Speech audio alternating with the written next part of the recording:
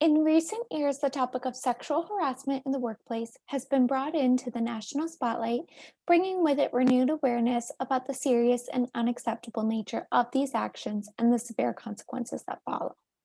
The term sexual harassment may mean different things to different people depending on your life experience. That's why we're here today. Certain conduct may seem acceptable or have seemed acceptable in the past. That does not mean that it is acceptable to the people we work with. The purpose of this training is to set forth a common understanding about what is and what is not acceptable in our workplace. While we will spotlight the topic of sexual harassment, we'll also talk about other forms of harassment as well. The Wallet Group has long been committed to ensuring that all individuals have an equal opportunity to enjoy a fair, safe, and productive work environment. Laws and policies help ensure that diversity is respected and that everyone can enjoy the privileges of working in a fair, safe, and productive work environment. Preventing sexual harassment is critical to our continued success. Sexual harassment will not be tolerated.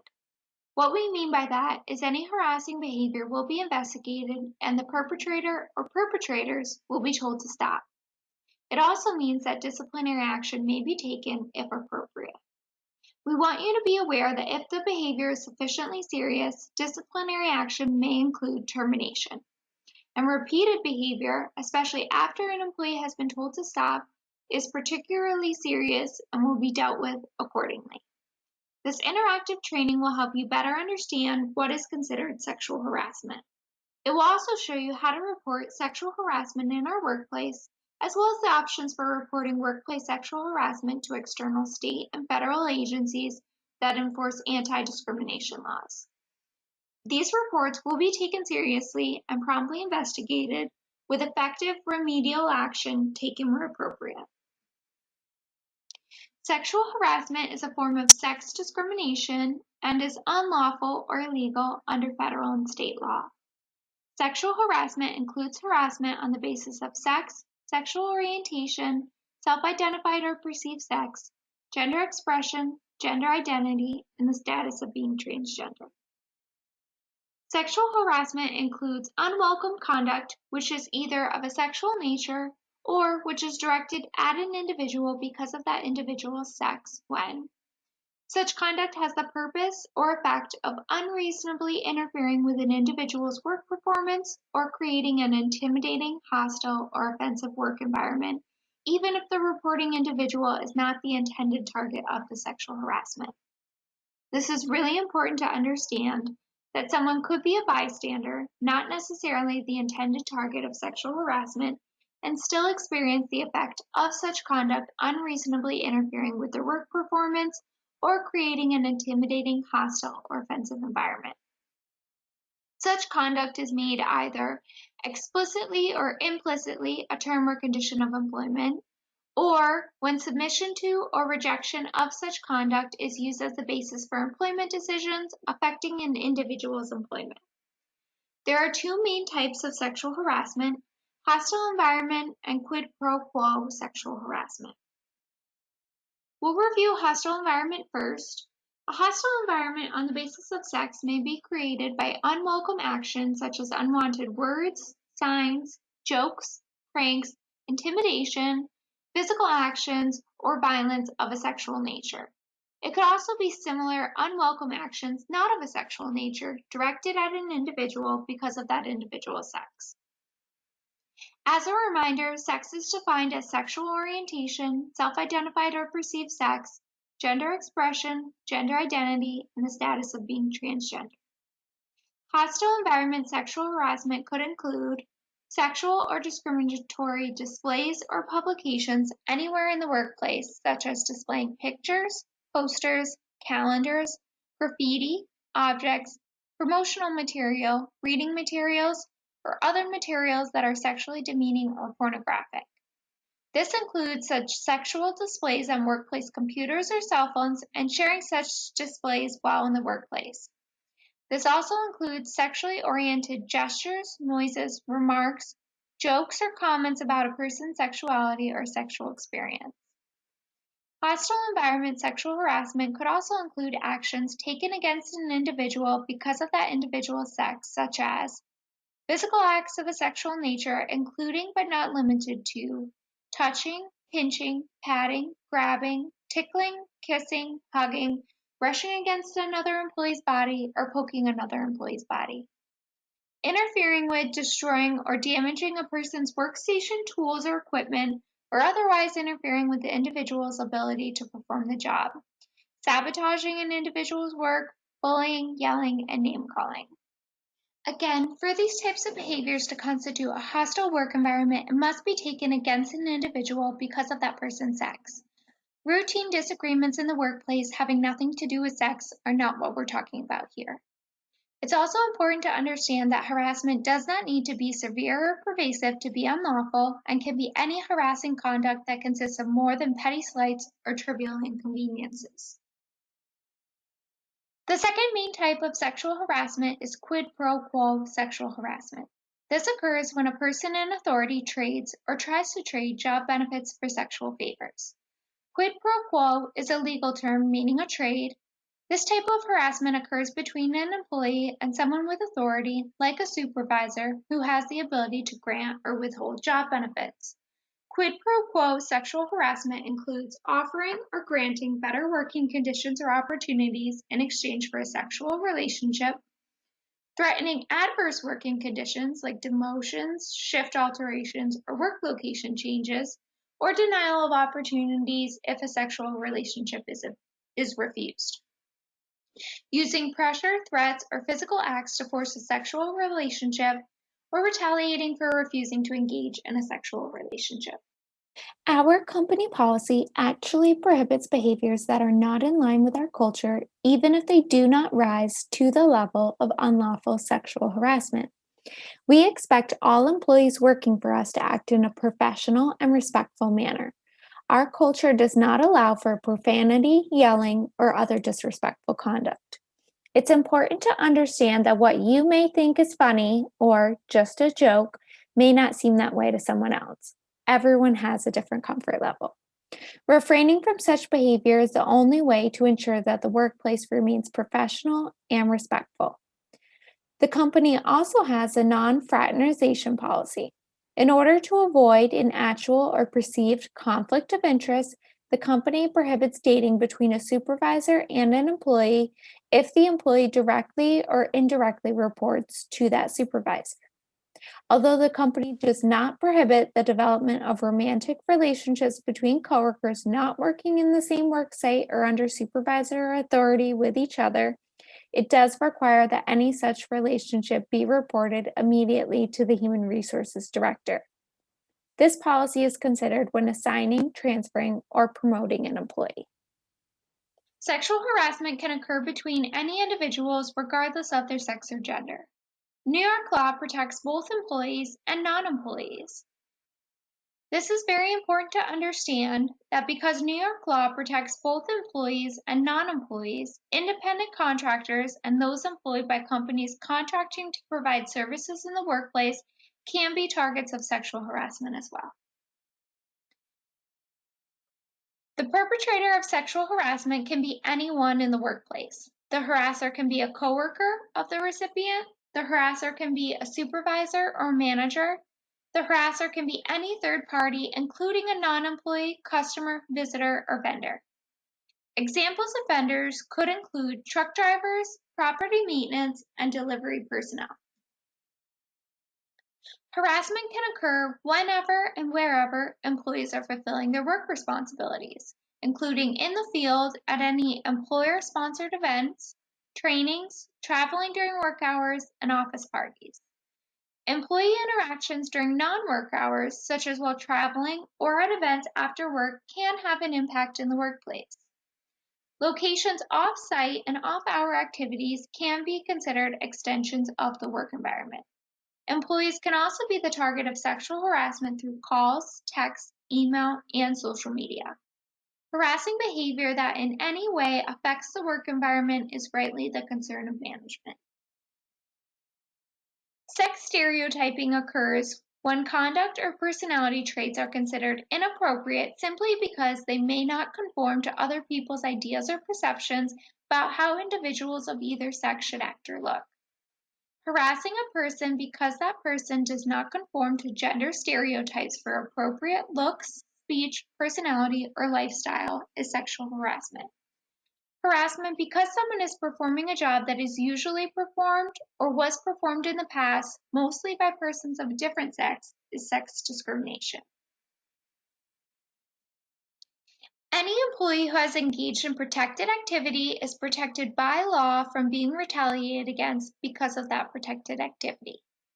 When we say protected activity with regard to harassment, this includes actions such as making a complaint to a supervisor, manager, or another person designated by the company to receive complaints about harassment, making a report of suspected harassment, even if you're not the target of harassment, filing a formal complaint about harassment, opposing discrimination, assisting another employee who is complaining of harassment, or providing information during a workplace investigation of harassment, or testifying in connection with a complaint of harassment filed with a government agency or in court.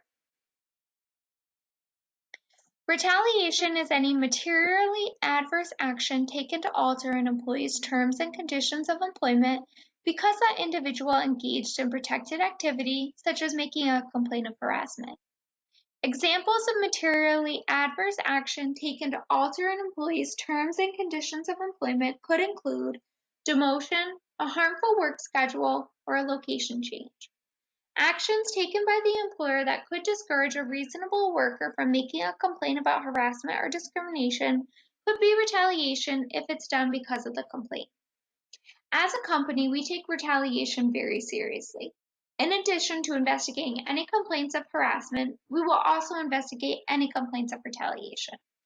Individuals that have made a complaint of harassment or engaged in other protected activities should expect to be free from any negative actions by supervisors, managers, or the employer motivated by these protected activities. Again, retaliation can be any such adverse action taken by the employer against the employee that could have the effect of discouraging a reasonable worker from making a complaint about harassment or discrimination. The company strictly prohibits and does not tolerate any retaliation against any employee by any employee. This includes coworkers retaliating against coworkers. If you are subject to any conduct that you believe constitutes retaliation, you must promptly report that conduct to one or more of the company's designated human resources representatives. If you are unsure of who is a designated human resources representative, we will review a list of current representatives and contact information later in the program. It's important to understand that a negative employment action is not retaliatory merely because it occurs after the employee engages in protected activity, such as filing a complaint.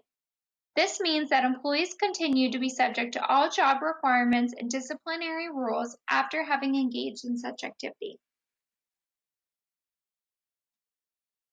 The Wallach Group considers supervisors as employees who have the authority to hire or fire other employees or make recommendations as to the employment status of others that are given particular weight. At the store level, supervisors are considered by the Wallach Group as restaurant managers and assistant managers. Supervisors and managers are held to a high standard of behavior under company policy.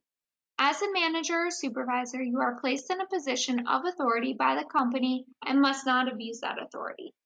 Certain managers and supervisors can create liability for the company without the employer having any opportunity to correct the harassment. We expect our managers and supervisors to do the following. You're required to report any harassment which is reported to you or which you observe. You're responsible for any harassment or discrimination that you should have known of with reasonable care and attention to the workplace for which you're responsible. You're expected to model appropriate workplace behavior. Other employees, such as shift managers, trainers, facility employees, are all required by policy to report any inappropriate behaviors they're aware of. Managers and supervisors must report any harassment they observe or know of.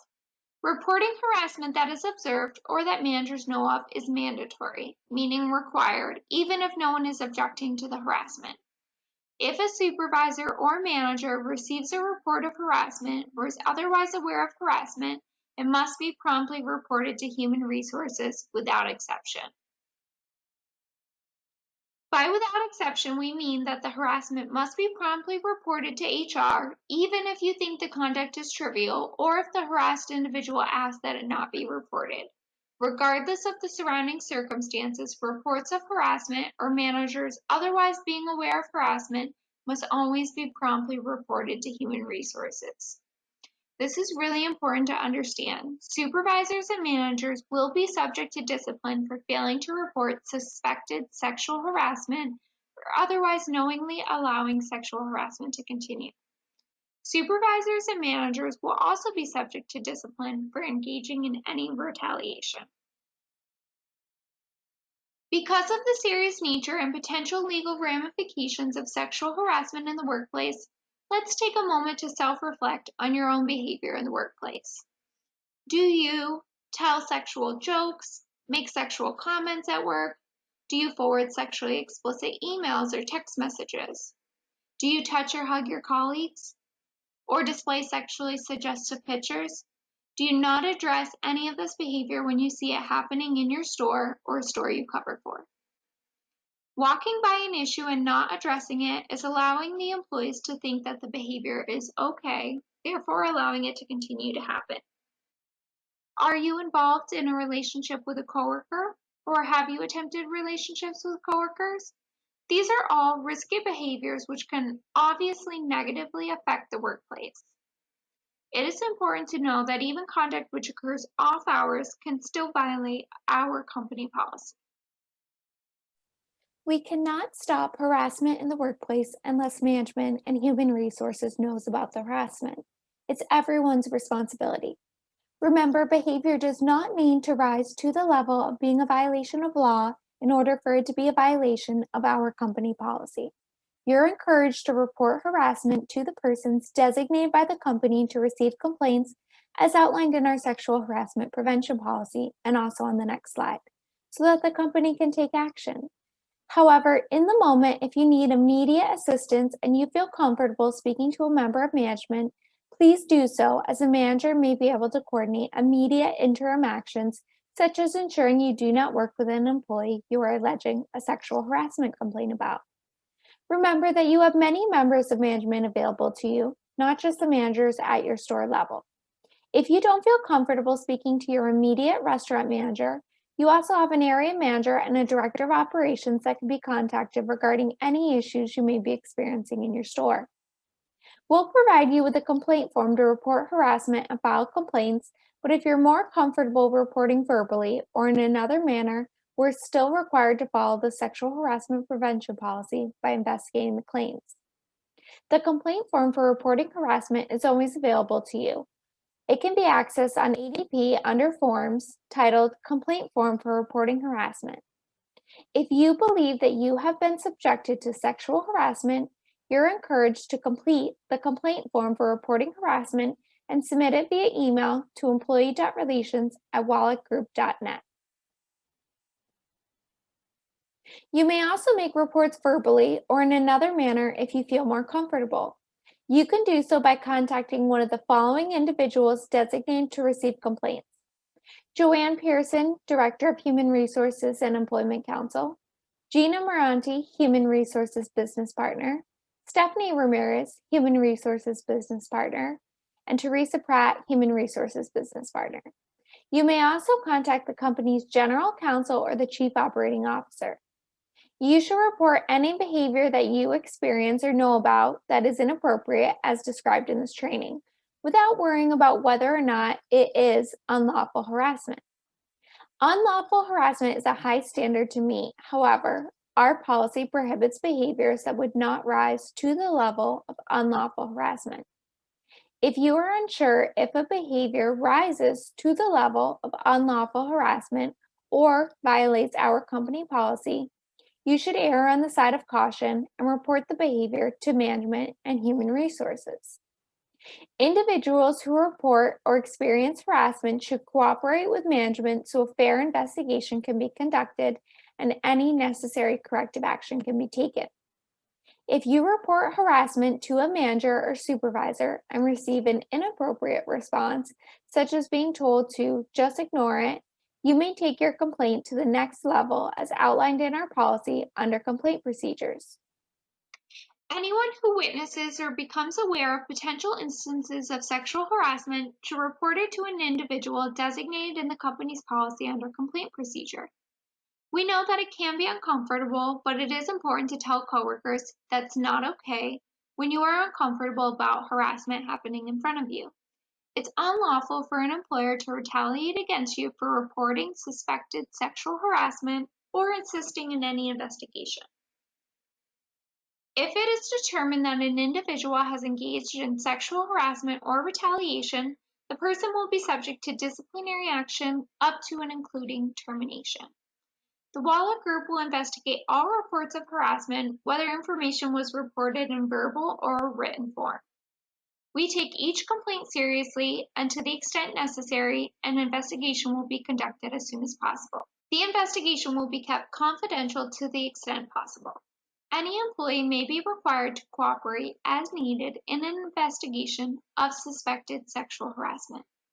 What we mean by that is even if you are not directly a victim of suspected sexual harassment, you may be asked to participate as a witness in an investigation conducted by Human Resources. It is illegal for employees who participate in any investigation to be retaliated against. What will happen if a concern is raised? Step 1, an investigator will be assigned. The investigator will be unbiased and have the power to act or make recommendations regarding the complaint raised. Step 2, an investigation is conducted. The investigation will be confidential to the extent possible and will be conducted as thorough as necessary.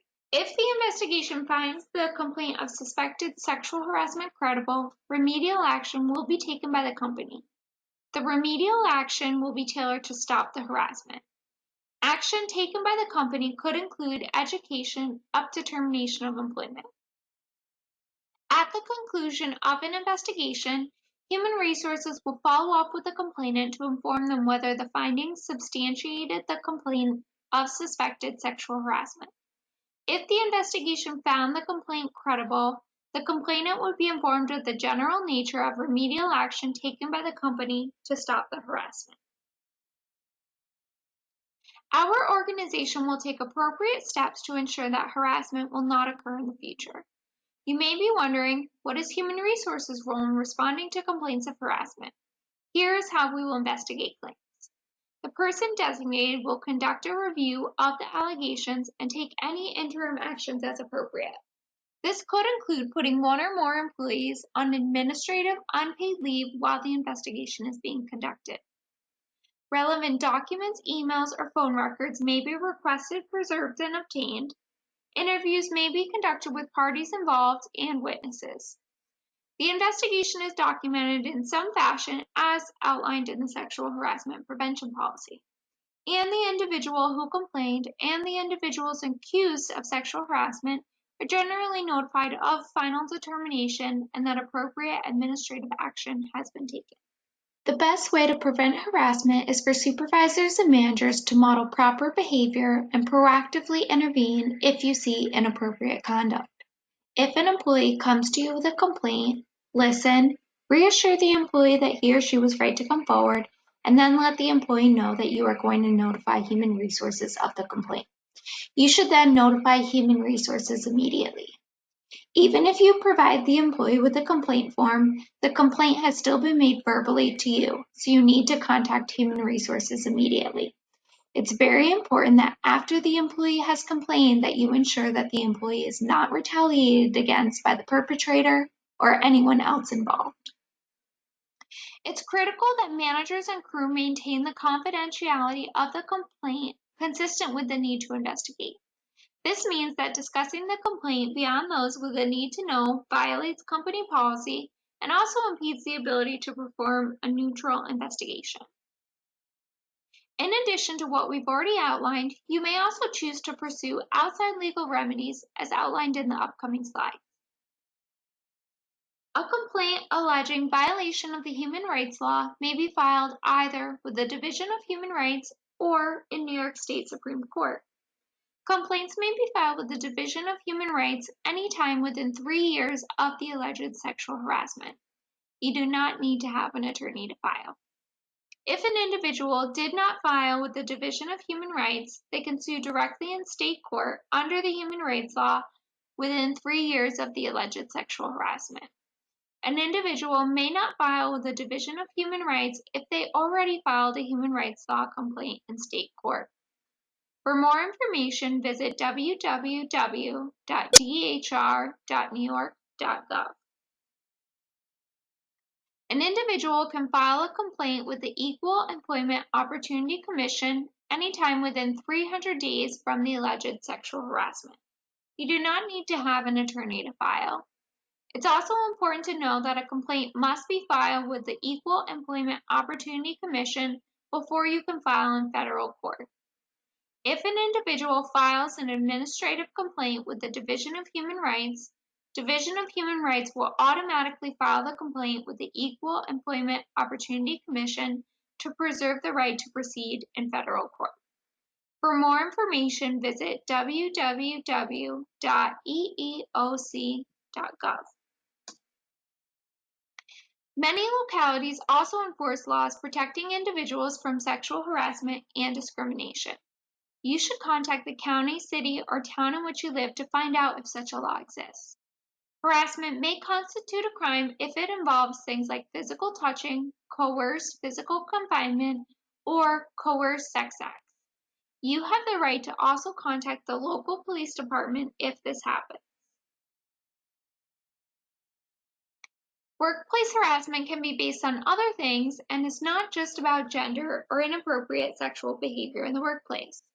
Any harassment or discrimination based on a protected characteristic is prohibited in the workplace and may lead to disciplinary action against the perpetrator. Protected characteristics include age, race, creed, color, national origin, sexual orientation, military status, sex, disability, marital status, domestic violence victim status, and gender identity. Much of the information presented in this training applies to all types of workplace harassment. It is unlawful to discriminate in any way against an employee because of an employee's actual or perceived gender identity. Each employee has the right to be addressed by the name and pronoun that corresponds to the employee's gender identity or expression upon request. Intentional refusal to respect an employee's gender identity, for example, intentionally referring to the employee by a pronoun that does not correspond to the employee's gender identity, is a violation of company policy. While some people would like to be referred to using the conventional pronouns he, his, him, and she, her, or hers, keep in mind that some transgender and gender non-conforming people may ask to be referred to using gender-neutral pronouns, such as they, them, or theirs. Gender identity and expression for some people is fluid and may change over time.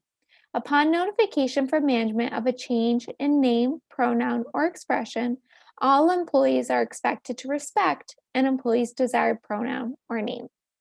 Certain behaviors or topics may not be illegal in the workplace, but they could be risky because they could be misunderstood or be hurtful or offensive.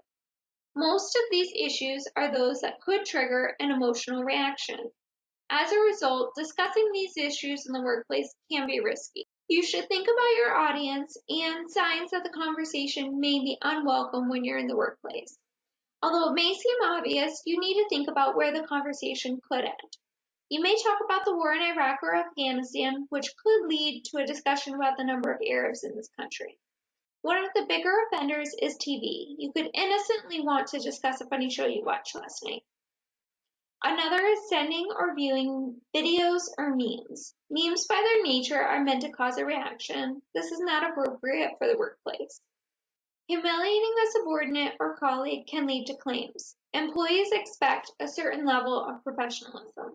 If you are disrespectful or rude, employees may assume you are doing so because of a protected characteristic. Now, let's review several case studies. Example 1. Too close for comfort. Keisha has noticed that her new boss, Sarah, leans extremely close over her shoulder while she's preparing food at the sandwich station. Sarah touches her back or shoulder frequently as they discuss work. Keisha tries to move away from her in these situations, but she doesn't seem to get the message. Keisha should just ignore Sarah's behavior? True or false?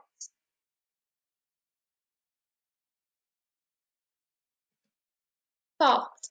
If Keisha is uncomfortable with Sarah's behavior, she has options.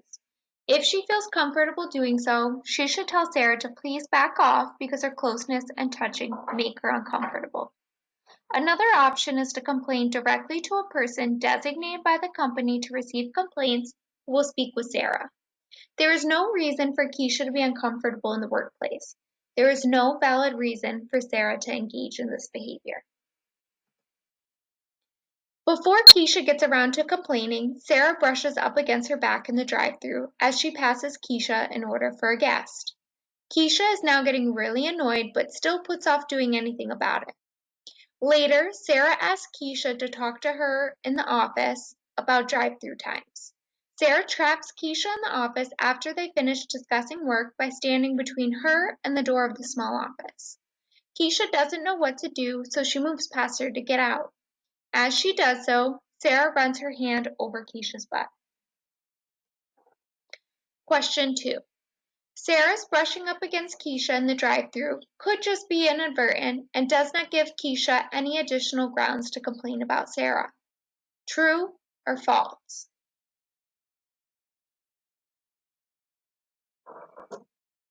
False. Sarah is now engaging in a pattern of escalating behavior. Given the pattern of her too close and touching behavior, it's unlikely that this was inadvertent. Even before being trapped in Sarah's office, Keisha should have reported all the behaviors she had experienced that made her uncomfortable. Question 3. Sarah touching Keisha's butt is inappropriate, but is probably not unlawful harassment because it only happened once. True or false? False. Any type of sexual touching is very serious and does not need to be repeated to constitute sexual harassment. Keisha should immediately report it without waiting for it to be repeated. Sarah can expect to receive formal discipline up to termination of employment. Example 2. The unprofessional coworker. Sharon transfers to a new location within the company. Her new supervisor, Paul, is friendly and helps her get familiar with her job duties as the layout is slightly different than her last store. After a few days, when no one else is around, Paul comes over to where Sharon is making drinks to chat. Paul talks about what he did last night, which was go to a strip club. Sharon is uncomfortable and says nothing in response. Paul continues talking and says that all the women in the store are so unattractive that he needs to get out and see some hot chicks once in a while. He tells Sharon he is glad she transferred to his store because unlike the others, she is easy on the eyes. Sharon feels very offended and demeaned that she and the other women in the workplace are being evaluated on their looks by their coworker. Question 1. Because Paul did not tell Sharon that she is unattractive, he has not harassed her. True or false? False. Paul has made sexually explicit statements to Sharon which are derogatory and demeaning to Sharon and her female coworkers. It does not matter that Paul supposedly paid Sharon a compliment. The discussion is still highly offensive to Sharon, as it would be to most reasonable persons in her situation. Question 2. By bringing up his visit to the strip club, Paul is engaging in inappropriate workplace behavior. True or false? True. Simply bringing up the visit to the strip club is inappropriate in the workplace, and it would be appropriate for Sharon to report this conduct. A one-time comment about going to a strip club is behavior that Paul would be told to stop, even though it probably would not rise to the level of unlawful harassment unless it was repeated on multiple occasions. Question 3. Paul should be instructed to stop making these types of comments, but this is not a serious matter. True or false?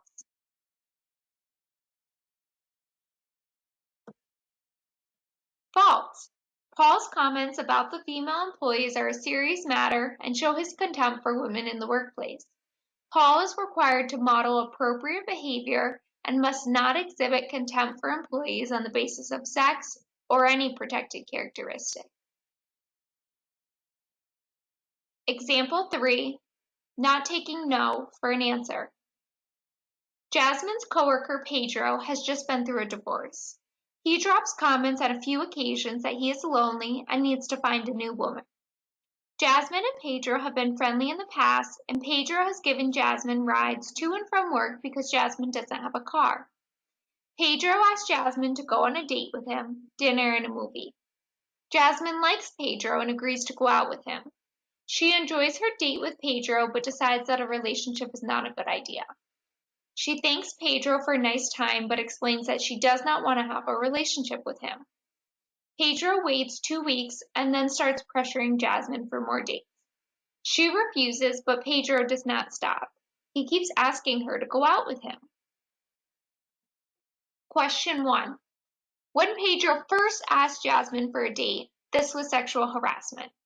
True or false? False. Pedro's initial comments about looking for a woman and asking Jasmine, a coworker, for a date are not sexual harassment.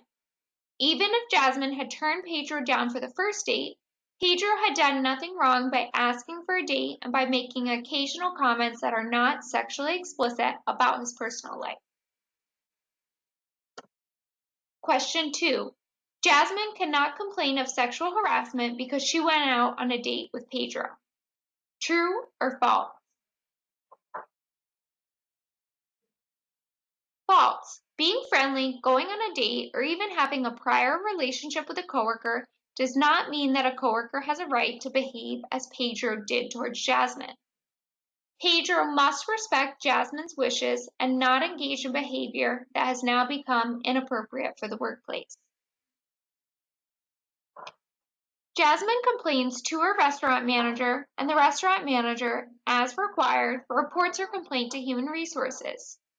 Pedro is questioned about his behavior and he apologizes. Pedro is instructed by Human Resources to stop. Pedro stops for a while but then starts bringing hand-picked flowers to Jasmine with accompanying love notes. The love notes are not overtly offensive, but Pedro's behavior is starting to make Jasmine nervous as she is afraid he may start stalking her. Question 3. Pedro's subsequent behavior with flowers and love notes is not sexual harassment because he has stopped asking Jasmine for dates as instructed. He is just being nice to Jasmine because he likes her. True or false? False. Jasmine should report Pedro's behavior. She was entitled to have effective assistance in getting Pedro to stop his inappropriate workplace behavior. Because Pedro has returned to pestering Jasmine after being told to stop, he could be subject to serious disciplinary action for his behavior. After this training, all employees should understand what we have discussed, including how to recognize harassment as inappropriate workplace behavior, the nature of sexual harassment, that harassment because of a protected characteristic is prohibited, the reasons why workplace harassment is employment discrimination, that all harassment should be reported, and that supervisors and managers have a special responsibility to report harassment.